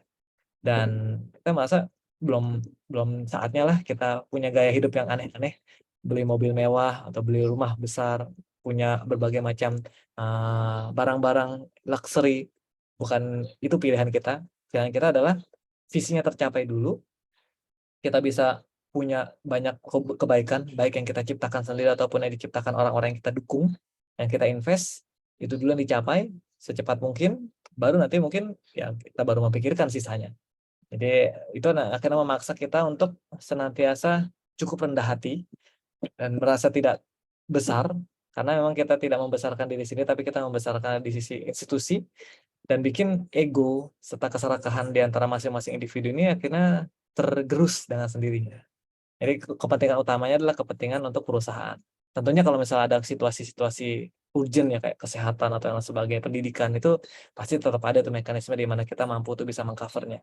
Tapi hal-hal yang lain tersier kayak begitu, banyak kan pengusaha-pengusaha mungkin udah punya profit 1 miliar, tarik dividen, beli mobil mewah, punya profit 5 miliar, beli mobil yang lebih supercar yang lebih mewah lagi. Nah, itu tapi bukan pilihan kita. Kita lebih memilih untuk kita invest aja ke startup-startup lain. Nah, bedanya kita sama venture capitalis itu adalah, kalau venture capitalis invest itu dengan dana orang lain. Jadi venture capitalis itu walaupun duitnya banyak, tapi bukan duit mereka. Mereka dapat duitnya itu dari prinsipal. Prinsipal itu dari perusahaan-perusahaan, keluarga-keluarga kaya, dari dana-dana pensiun, dana-dana mengendap. Nah, ditaruh di venture capitalis ini. Venture capitalis nanti akan dapat manajemen fee, dan dia nanti akan menyalurkan ke startup-startup yang jadi portofolionya. Nah, kalau kita di Founder Plus itu duit kita sendiri. Untungnya kita taruh, kita investasikan ke perusahaan yang memang kita pilih dan kita percaya untuk mereka bisa berkembang. Jadi, resikonya lebih besar, tapi kita akhirnya bisa lebih punya ownership terhadap itu. Karena uang kita sendiri yang kita gelontorkan di sana. Nah, jadi penting buat teman-teman kalau misalnya mau bikin perusahaan, carilah co-founder atau partner yang memang punya visi dan value yang sama. Karena visi dan value yang sama itu nanti akan jadi muara kekokohan tim. teman-teman mungkin akan mengalami berbagai macam masalah dan perbedaan pendapat. Tapi ketika value dan visinya itu kuat, sama, itu nanti akan mampu untuk menjaga kekokohan tim itu. Kalau tim co-founding-nya itu udah kuat dan kokoh, permasalahan sebesar apapun yang ada di level karyawan atau working level, itu nanti akan jadi hal yang tidak terlalu prinsipal. Karena orang-orang di atasnya, co-founder itu kuat. Tapi kalau co-founder di atasnya itu sendiri udah gontok-gontokan, saling mencurigai, serakah, saling menikung, kemudian pengen merasa menang sendiri, punya kuasa yang lebih besar dibandingkan orang lain, atau punya kekayaan lebih besar daripada orang lain. Natural sih memang hal kayak gitu, alamiah, manusiawi. Cuman itu nanti kalau dipelihara akan nanti berujung kepada konflik. Yang konflik itu kalau misalnya dipelihara nanti akan berujung kepada perpecahan. Nah, kan kita pengen tuh bukan jadi perusahaan yang cuma hidup 10 tahun, 20 tahun aja, tapi pengen jadi perusahaan yang makin lama makin membesar. Ya belajar dari perusahaan-perusahaan yang saat ini udah hidup ratusan tahun ya, puluhan tahun. Exido muncul ya, sudah muncul perusahaannya. Teman-teman lihat laporan keuangannya bagus banget, utangnya hampir 0, asetnya besar, profitabilitasnya bagus, harga sahamnya oke, mantap lah makanya, walaupun mahal ya harga sahamnya, kalau teman-teman pengen beli sahamnya sekarang. Dan itu dibangun oleh kekokohan tim founding. Memang sudah generasi kedua, masuk ke generasi ketiga. Saya nggak tahu nih, apakah generasi ketiga nanti akan tetap bisa mempertahankan value-value yang diinisiasi oleh generasi pertamanya. Tapi kekokohan generasi pertama ini, itu adalah jadi sebuah energi yang memang besar banget ketika memang nanti akan memulai sebuah bisnis. Dan kita mengawali dari nol. Jadi dulu tuh pemulai Badr Interactive Group itu nggak pakai modal. Ada fotonya kalau nggak salah. Nah ini dia. Jadi ini kontrakan saya. Ukurannya pakai ruang tamunya itu cuma 3x3. Diisi oleh anak-anak Fasilkom UI sebanyak ini. Ngoding semuanya isinya. Dan kita bikin ini nggak pakai modal uang. Bikin ini pakai modal otak doang. Kita nyari project yang nanti mendapatkan revenue untuk dipakai buat gajian, buat bayar kontrakan, buat bayar internet, diputar lagi akhirnya sisa profitnya, begitu tuh, terus diperbesar dari cuma 3 orang, kemudian jadi 10 orang, 20 orang, sekarang 80 orang, dengan grup-grup yang lainnya mungkin sudah lebih dari 100 orang sekarang. Jadi ini akhirnya bertumbuh secara organik. Dan kita saat ini di Badan Interactive Group ya, itu shareholder-nya masih kita semua, 100% masih co-founder. Dulu ada sempat shareholder dari eksternal ya, angel investor, tapi kita buyback lagi sahamnya. Dia udah dapat untung berkali-kali lipat dari kepemilikan saham di Badr. Jadi sekarang 100% nih saham di Badr itu masih milik co-foundernya. Nah, kalau saham-saham di anak-anak perusahaan kita, ada beberapa yang punya orang lain, atau beberapa kita kita fundraising dari venture capitalist juga. Nah, itu lebih fleksibel. Tapi kalau untuk yang grupnya, Badan Interactive Grupnya itu memang kita proteksi saham kepemilikan kita sendiri. Nah, terus salah satu hal yang mungkin nanti teman-teman perlu untuk resapi ketika bikin bisnis adalah naik turun perjalanan. Itu adalah yang biasa. Ada saat naik, ada saat turun. Jadi roda kehidupan pasti akan selalu berjalan. Sesuatu yang naik, suatu saat nanti akan turun. Kalau teman-teman ngelihat nih, misalnya ada harga saham naik terus-terusan nggak pernah turun, nah itu pasti suatu saat akan turun, mencapai titik kesetimbangannya. Sama ketika kita berada di perjalanan bikin perusahaan. Ada saat kita tinggi banget growth-nya, ada saat kita nyungsep. Nah, cuman gimana caranya agar bikin naik dan turunnya itu otomatis punya pola, pattern yang makin lama membuat perusahaan itu makin naik, makin besar. Ukurannya sederhana, jumlah asetnya aja. Makin lama makin besar atau enggak jumlah asetnya. Oke, bisa naik turun revenue-nya. Oke, bisa naik dan turun, ada masalah-masalah, ada tantangannya. Tapi jumlah aset setiap tahun itu makin besar atau enggak? Ini makin punya banyak portofolio atau enggak perusahaannya? Ini SDM yang ada di dalamnya makin punya kapasitas dan punya kapabilitas atau enggak nih di dalamnya? Nah, itu ukurannya. Jadi jangan merasa bahwa ketika kita bikin perusahaan kemudian kok banyak susahnya ya, kok saya rugi, kok saya ditipu lagi habis ditipu, kok saya ditipu lagi habis ditipu, kok begitu ya? Pasti akan ada saat dimana kita nanti akhirnya belajar, kemudian akhirnya nanti kita bangkit dan naik lagi. Sama perjalanan di Badr, ada saatnya kita rugi. Kita tuh 5 tahun pertama tuh rugi nggak profit. Ada saatnya kita untung sampai puluhan miliar, profit bersih ya. Ada saatnya kita untung cuman sekian miliar. Ya, naik turun. Tapi ketika dikumulasikan, makin lama tuh makin punya pattern naik. Asetnya naik, SDM-nya naik, kemudian berbagai macam portofolionya itu juga bertambah. Nah, Dan itu akhirnya kita resapi bahwa perjalanan naik dan turun itu adalah proses pembinaan, proses menuju kematangan. Ketika turun akhirnya kita belajar apa yang salah, sehingga nggak kita ulangi lagi. Ada masalah baru lagi, akhirnya ada pembelajaran baru lagi. Ketika ada tantangan lagi, nyungsep lagi, di situ akhirnya kita bisa merefleksikan lagi, apa sih yang kita perlu perbaiki. Terus menerus saja kayak gitu. Makin lama akhirnya kita nanti jadi pribadi yang makin matang, makin tangguh. Yang penting kita terus berjalan aja. Karena satu-satunya yang bikin sebuah perusahaan itu akhirnya nyungsep, bangkrut, berhenti itu adalah founder yang menyerah. Foundernya menyerah. Kalau nggak ada duit, founder itu masih bisa usaha. Nggak gajian misalnya. Masih bisa. Ada saatnya kita dulu waktu awal perjalanan tuh nggak gajian. Berapa bulan gitu, saya nggak gajian, nggak ambil gaji. Biasa, masih bisa jalan. Kalaupun nggak gajian ya. Bahkan ada karyawan yang telat gajiannya, yang penting kita komunikasikan, ada jaminannya, itu masih bisa jalan perusahaan. Tapi kalau misalnya semangat foundernya itu udah hilang, semangat foundernya itu udah nggak ada, otomatis nggak akan bisa naik tuh perusahaan, nggak akan bisa survive perusahaan.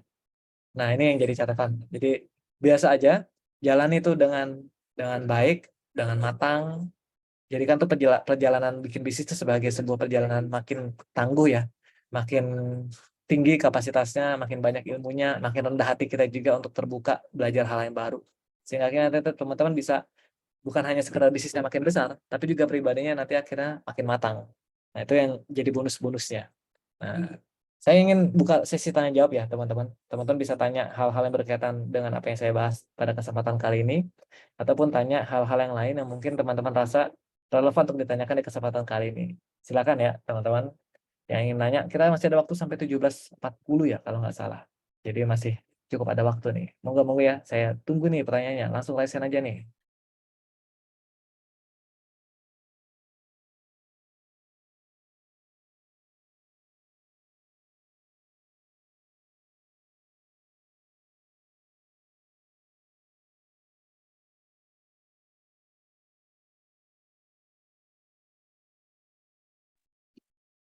Yuk, silakan teman-teman kalau misalnya mau ditanyakan.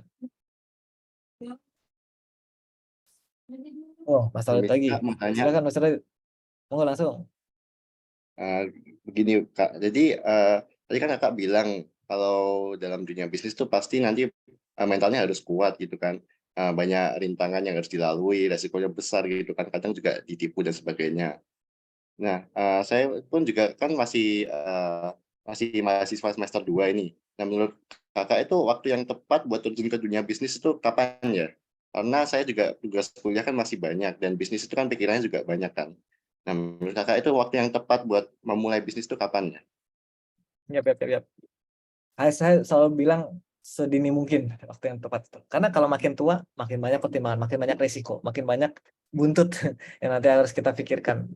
Pertimbangan-pertimbangan, menimbang mengingat, sampai akhirnya kita jalannya lebih lambat. Ini kalau dikomparasikan antara kecepatan saya dan kerja keras saya, load kerja saya, antara dulu waktu zaman saya masih muda, waktu masih zaman 20-an awal ya, sama sekarang, itu jauh berbeda. Dulu etos kerja saya jauh lebih tinggi.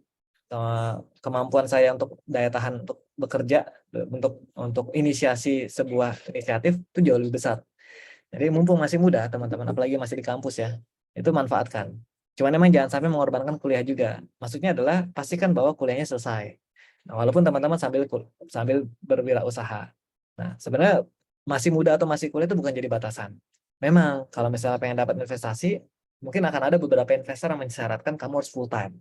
Tapi bukan berarti akhirnya kita nanti harus DO, jangan DO juga. Teman-teman kalau misalnya ada ketemu investor yang pengen punya syarat kayak gitu ya bilang aja, ya udah nanti kamu investnya tunggu saya lulus aja. Karena sebuah perusahaan itu akhirnya jalan atau berhasil bukan mutlak karena investor. Kita baru dapat investor tuh di tahun ketiga kita. Tahun 1-2 itu jalan sendiri organik tanpa ada investor sama sekali. Jadi jalan aja dulu. Ketika masih mahasiswa, manfaatkanlah masa-masa itu untuk teman-teman inline-kan mata kuliah yang diambil, kegiatan yang diambil, dosen yang dikenal, riset-riset yang dilakukan, inline dengan bisnis teman-teman. Dan sekarang banyak sekali hal-hal yang bisa di-inline-kan. Contoh, Kampus Merdeka. Ada program MSIB sekarang. MSIB untuk belajar di luar atau magang di luar. Bikin atau pilih program memang inline dengan bisnis teman-teman. Mau magang di industri yang teman-teman memang pengen masuki. Mau ngambil kuliah di luar, pilihlah pelajaran yang teman-teman butuhkan. Ada program Wirausaha Merdeka, 6 bulan dapat 20 SKS, bikin usaha. Ikuti itu, lumayan kan teman-teman bisa membesarin bisnis sambil dapat SKS tuh 1 semester lumayan. Nah itu inline kan, hal-hal kayak gitu di-inline kan. Otomatis teman-teman udah dapat 1 semester sendiri atau 1 tahun sendiri kan untuk hal kayak gitu. Punya tugas akhir, inline kan dengan bisnisnya. Pengen cari dosen, pembimbing atau dosen riset, inline kan dengan bisnisnya. Ikut lomba, jadi mapres, inline kan dengan bisnisnya. Selalu ada yang bisa kita inline kan asalkan kita memang udah punya agenda. Yang penting kita punya agenda ya. Jangan kita let it flow aja. Jalan sesuai dengan arah, nanti arah angin membawa kita. Kita tetapkan, ini saya bisnisnya di bidang ini nih. Saya pengen bikin bisnis di bidang properti. Maka semua hal-hal yang kita pelajari, yang kita ambil, yang kita pilih, kalau kita udah ada agendanya, maka kita bisa inline-kan dengan bisnis kita. Selalu ada cara untuk bisa menginline-kan hal tersebut. Even bahkan ketika kita ikut aktivitas organisasi kah, aktivitas magang kah, aktivitas di luar kampus kah, itu bisa kita inline-kan. Agendanya di-inline-kan ya. Cara. Pasti akan butuh energi yang lebih banyak, waktu yang lebih besar, yang lebih banyak, dan mental yang lebih kuat. Tapi di situ akhirnya karena kita masih muda, masih besar energinya, masih banyak waktunya, mumpung masih muda, manfaatkan. Kalau udah umur 30-an, udah nikah, udah punya anak, wah itu makin susah lagi untuk bisa ngatur waktu, resource, dan ngambil risiko. Jadi mumpung risikonya sekarang kalau ditanggung itu dikit ya ininya, dampaknya, maka ambillah saat ini. Tapi jangan sampai mengorbankan kuliah. Teman-teman tetap harus jadi sarjana. Teman-teman tetap harus jadi sarjana, pastikan itu selesai. Tapi bisnis yang dimulai sedini mungkin, itu akan lebih banyak pembelajaran dan juga bisa diinlainkan dengan agenda kuliah dibandingkan dengan kita nunggu-nunggu nanti kesempatan selanjutnya. Itu kira-kira, Mas Radit.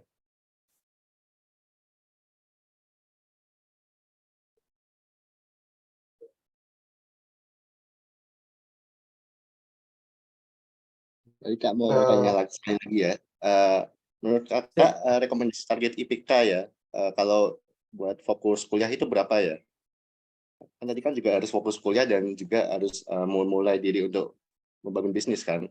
Nah, kita tuh sebagai mahasiswa tuh target IPK-nya minimal berapa gitu loh? Menurut IPK Kakak? ya.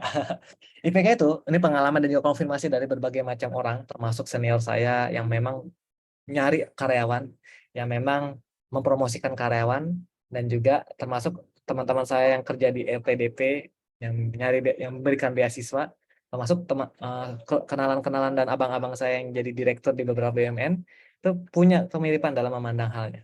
IPK itu hanya bermanfaat ketika di awal jadi pintu masuk untuk merepresentasikan orang ini punya kerajinan, dia rajin atau enggak, bekerja keras atau enggak, mampu fit dengan sistem atau enggak. Jadi IPK itu nanti akan bisa menjadi label bahwa oh ini orang yang rajin, oh ini orang yang fit dalam sistem, oh ini orang yang memang punya kemampuan untuk bisa mengikuti prosedur dan juga fit dengan hal-hal yang memang ada di dalam sistemnya. Tapi ketika sudah masuk itu gerbang, IPK itu akhirnya tidak ada kolerasi. Sedikit banget lah kolerasinya. Yang lebih banyak kolerasinya itu adalah soft skill kita, kemampuan kita berjejaring, kemampuan kita untuk berkembang, belajar, kemampuan kita untuk memberikan value lebih, kemampuan kita untuk bisa memberikan kontribusi lebih sehingga akhirnya atasan kita ngelihat kita, kemudian akhirnya kita nanti bisa dipromosikan lebih cepat dan lain sebagainya. Berarti IPK itu kayak kunci untuk buka pintu di awal. Cuman kunci itu nggak harus kunci emas, kunci itu nggak harus kunci berlian, nggak harus sampai IPK 4 atau IPK-nya 3 atas 3,7. IPK 3,0 ke atas saja itu udah cukup. Bahkan kalau beasiswa, IPK di atas 2,75 udah cukup. Ada di atas 3 itu udah cukup. Minimal teman-teman coba cari, teman-teman pengen punya opportunity apa di luar sana, IPK-nya usahakan di atas itu. Misalnya teman-teman, saya pengen dapat beasiswa. Syarat beasiswa yang saya pengen incer 2,75. Pokoknya saya nggak boleh seburuk-buruknya performa akademis saya, sesering-seringnya saya bolos, sesering-seringnya saya bisnis atau gawe di luar, jangan sampai IPK saya di bawah 2,75. Itu karena 2,75 itu ibaratnya udah jadi kunci, walaupun kuncinya kunci besi ya. Tapi kalau bisa punya kunci emas 3,5 ke atas, itu lebih bagus lagi. Lebih bagus lagi di atas 3,5 ke atas. Nah, tapi kalau misalnya teman-teman cuma cukup dengan berbagai macam keterbatasan teman-teman cuma bisa punya kunci besi, nggak masalah. Yang penting pintunya kebuka dulu aja. Setelah pintunya kebuka, ya nanti akan jadi salah satu sebab untuk teman-teman akhirnya bisa punya kecepatan berlari yang lebih cepat dibandingkan yang lain atau enggak, itu bergantung kepada soft skill, bergantung kepada kemampuan teman-teman beradaptasi, bergantung kepada learning curve teman-teman, bergantung kepada kemampuan teman-teman untuk belajar hal yang baru di sana. Nah, itu yang nanti akan menentukan. Dan itu bisa jadi nggak berrelevansi dengan performa akademis teman-teman di kampus, karena gamenya berbeda. Game belajar di luar kampus sama game belajar di kampus itu berbeda. Literaturnya di kampus mungkin tertentu, tapi di luar sana nggak tertentu. Orang-orang yang bisa membantu kita di kampus tertentu, tapi di luar sana nggak tertentu. Tikungan dan juga tusukan serta sikut-sikutan yang ada di kampus itu jauh lebih terkontrol. Di luar sana lebih tidak terkontrol. Nah, itu mungkin ya kalau terkait IPK ya, Mas Evan ya tadi ya. Gimana ya? Iya Pak, iya Mas. Baik, terima kasih ya.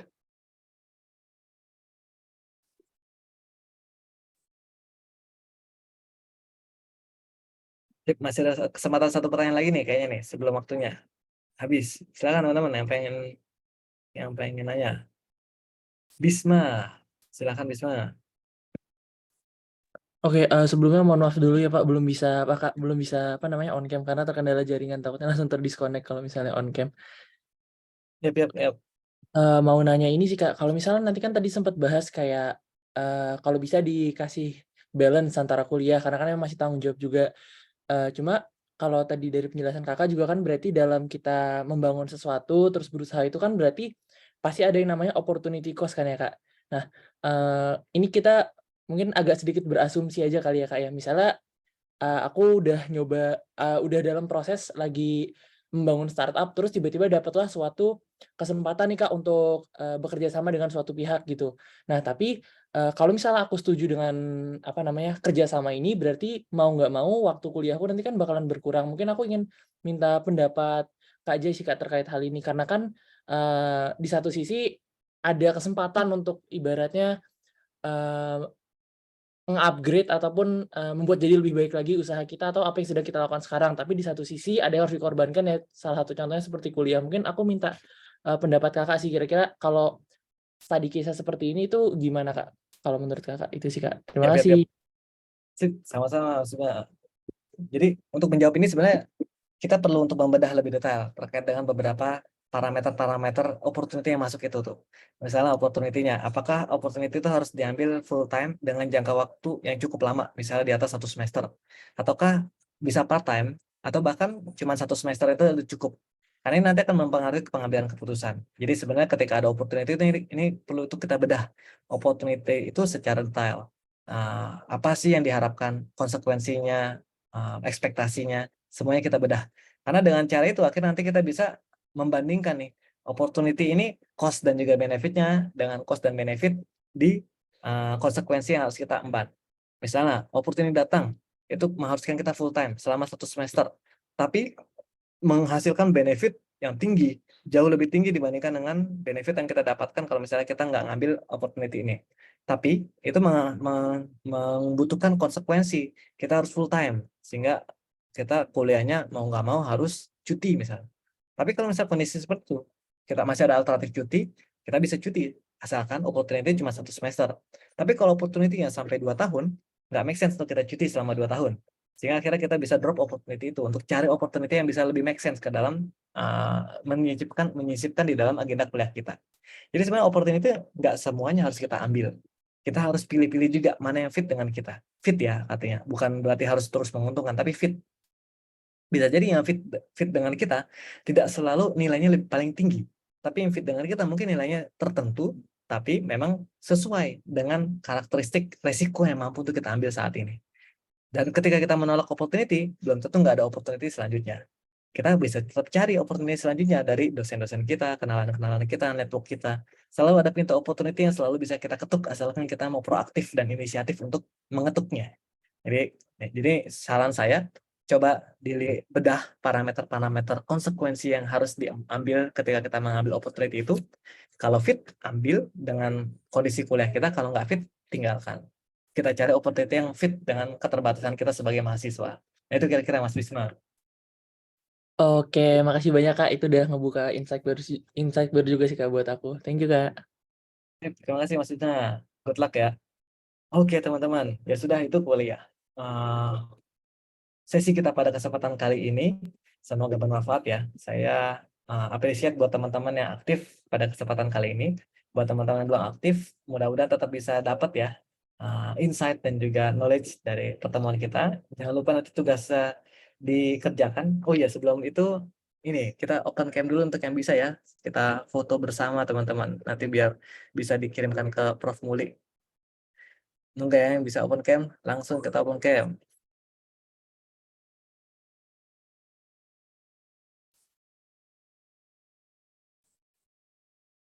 Silakan, silakan.